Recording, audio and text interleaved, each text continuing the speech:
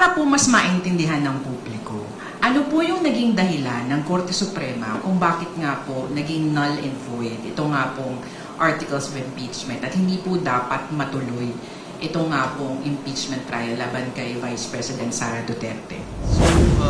Sa madaling sabi, wala pong magaganap na impeachment trial ngayon. Hindi pwedeng mag-hold ng impeachment trial ang Senado.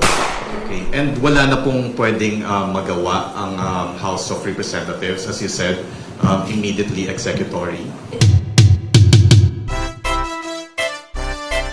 In a unanimous decision today, July 25, 2025, the Supreme Court en banc declared the articles of impeachment against Vice President Sara Duterte unconstitutional, noting that it is barred by the one-year rule under Article 11, Section 3, Paragraph 5 of the Constitution, and that it violates the right to due process enshrined in the Bill of Rights.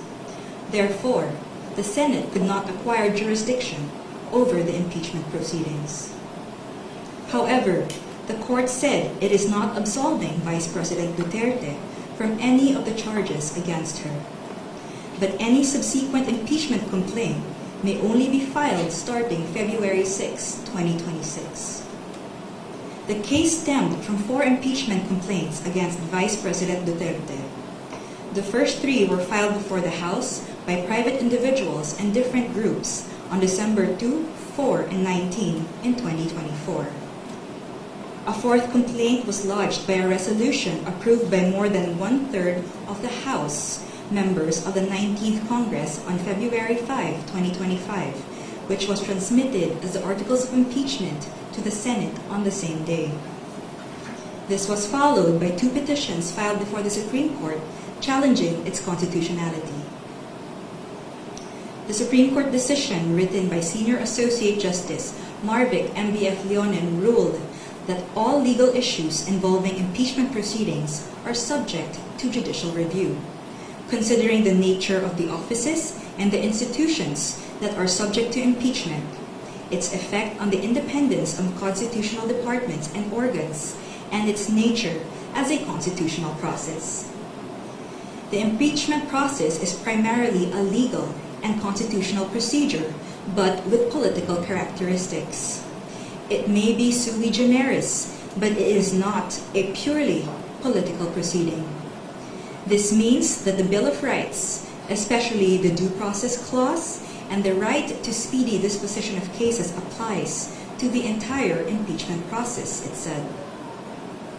Although the court does not determine whether an impeachable officer may be removed or disqualified from political office, it emphasized that it has the duty to construe the process mandated in the Constitution.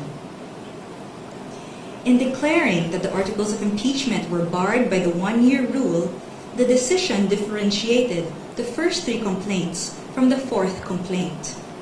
The first 3, it said, were filed under Article 11, Section 3, Paragraph 2 of the Constitution, which allows any citizen to file a verified complaint with an endorsement by any House member. The 4th one was through Article 11, Section 3, Paragraph 4 of the Constitution, through a verified complaint or resolution filed by at least 1/3 of the House members. The court took note that the House and the 19th Congress did not act on the first 3 endorsed complaints, which were considered terminated or dismissed upon adjournment of the House. The 3 impeachment complaints were archived and therefore deemed terminated or dismissed on February 5, 2025. Therefore, no new impeachment complaint, if any, may be commenced earlier than February 6, 2026, the Supreme Court held. Under Article 11, Section 3, Paragraph 5 of the Constitution, no impeachment proceedings shall be initiated against the same official more than once within a period of 1 year. According to the decision, the one-year bar is reckoned from the time an impeachment complaint is dismissed or is no longer viable. A key issue in the petitions is whether the House complied with the 10-session day requirement under the Constitution for including a verified impeachment complaint in the order of business of the House. The court ruled that the House was able to comply with the requirement by putting the 3 endorsed impeachment complaints in the order of business of the House of Representatives, since a session day is not equivalent to a calendar day. It is a period that starts from a call to order until the session is adjourned, regardless of the passage of time. However, the court reminded the House that Article 11, Section 3, Paragraph 2 of the Constitution clearly requires that a verified impeachment complaint be immediately put in the order of business within 10 session days from its endorsement. The Constitution does not grant either the Secretary General or the Speaker of the House any discretion to determine when this period commences. Consequently, the House of Representatives is not granted any discretion except to refer these matters to the proper committee within 3 session days.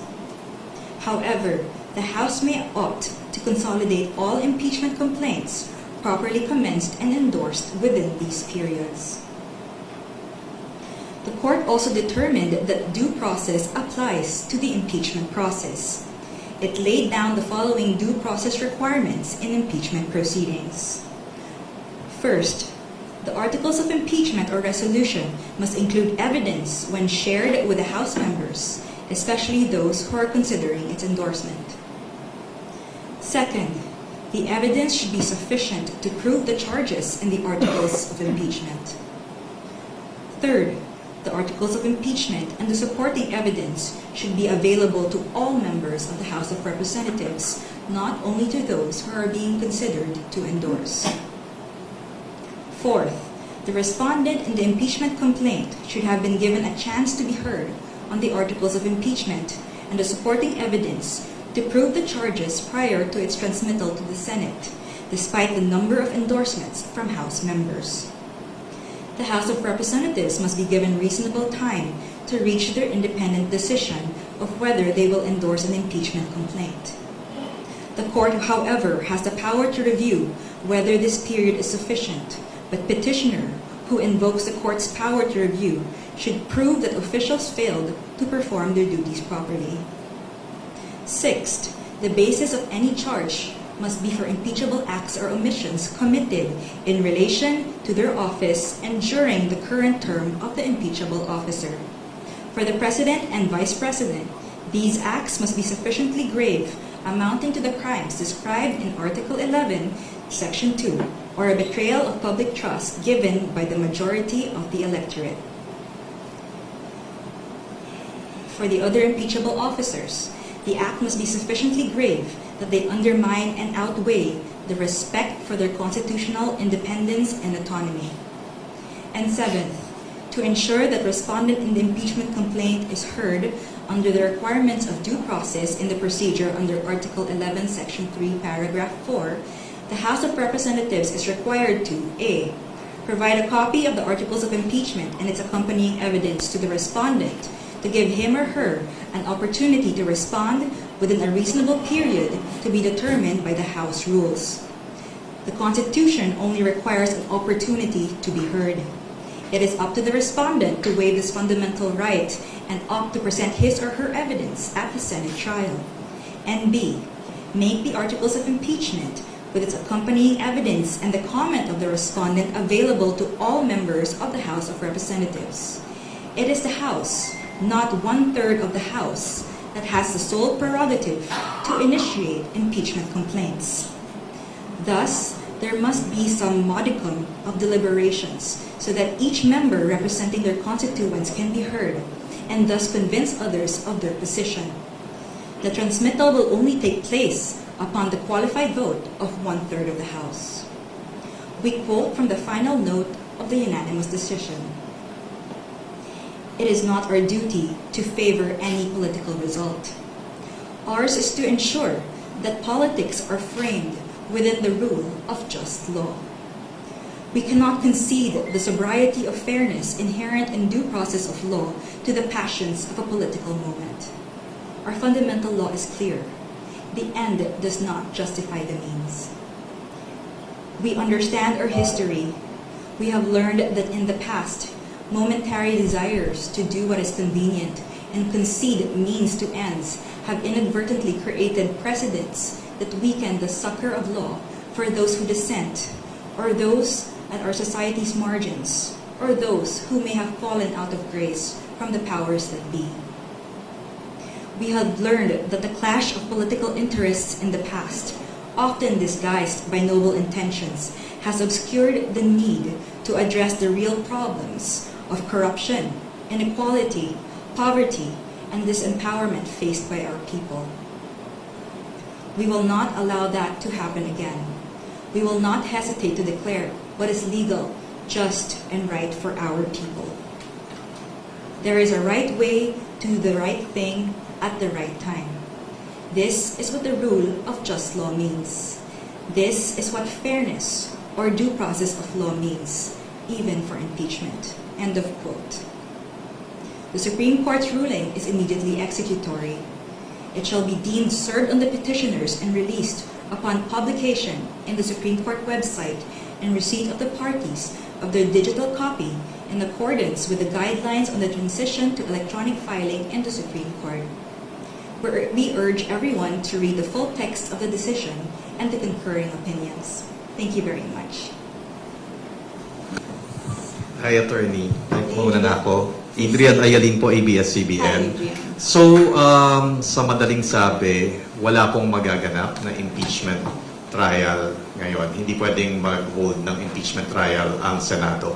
Well, the court said that the House complaint versus the VP is unconstitutional and null and void, and therefore the Senate did not acquire jurisdiction to convene as an impeachment court. Hanggang until February 6, 2026 na hindi pwede. The February 6, 2026, that's the due date. I mean, that's the date until when another complaint can be filed. Okay. Or initiated. And wala na pong pwedeng magawa ang House of Representatives, as you said, immediately executory. It's immediately executory, but they always have the option to file a motion for reconsideration. Thank you, Attorney. Attorney, Ben Punta po sa Philippine News Agency. To clarify lang, it was a unanimous decision. There was no division among the justices of the It rule. is a unanimous decision, although there were two justices who did not vote. May we know the two justices who did not vote? Yes, so that's Justice Benjamin Kagiwa, he inhibited, and there's Justice Maria Philomena Singh, who was on leave.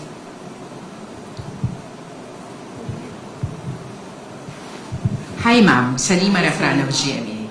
Ma'am, para po mas maintindihan ng publiko, ano po yung naging dahilan ng Korte Suprema kung bakit nga po naging null and void ito nga pong articles of impeachment at hindi po dapat matuloy ito nga pong impeachment trial laban kay Vice President Sara Duterte? Well, number one, it said that the articles of impeachment, which was the fourth complaint, violated the 1-year period ban. Because there were 3 complaints that came ahead of it. And although Congress was able to include it in the order of business, it did not refer it to the proper committee within the 3 days because they had to adjourn. So the Supreme Court said that they archived it, and as a result, it was terminated, therefore deemed dismissed. So the 1-year ban will start or count from the time it was dismissed. So the fourth complaint could not have validly been transmitted to the Senate. Tapos ma'am, meron din pong sinabi yung Korte tungkol po dun sa hindi nito ina-absuelto. Yes. Tama. Pwede pong pakiulit yun and pakipaliwanag yung parte pong yan. So the court The court said it is not absolving Vice President Duterte from any of the charges against her. So that means, again, hindi siya absolved from any of the charges. But any complaint for impeachment against her can only be filed by Feb 6, 2026 onwards. Kumbaga, pwede pa rin humarap. Pwede pa rin. Hi, Attorney Mikael Flores of Reuters. Hi. Attorney, just to clarify, so essentially the decision acts on a procedural flaw on the part of the House of Representatives in initiating the complaint, and it does not really act on the merits or the grounds that were cited in the articles of impeachment, because he also said that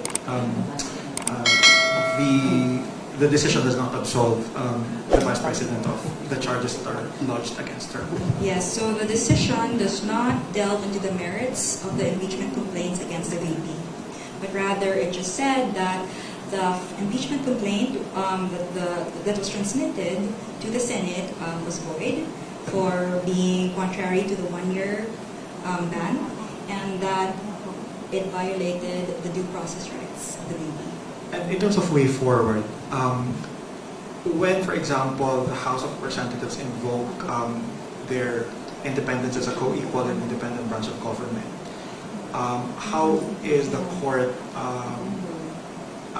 planning to weigh on a possible, constitutional crisis should they defy this order of the court and invoke their independence as a co-equal branch of government? Well, right now we cannot answer a hypothetical question such as that, but I am confident that the House and the Senate will respect the decision of the Supreme Court. Thank you.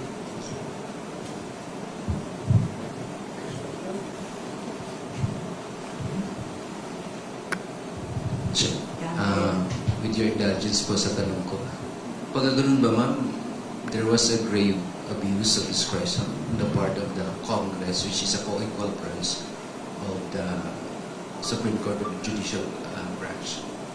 Yes, so under the 1987 Constitution, the Supreme Court was granted the authority to determine whether there is grave abuse of discretion in any part of the government, including co-equal branches.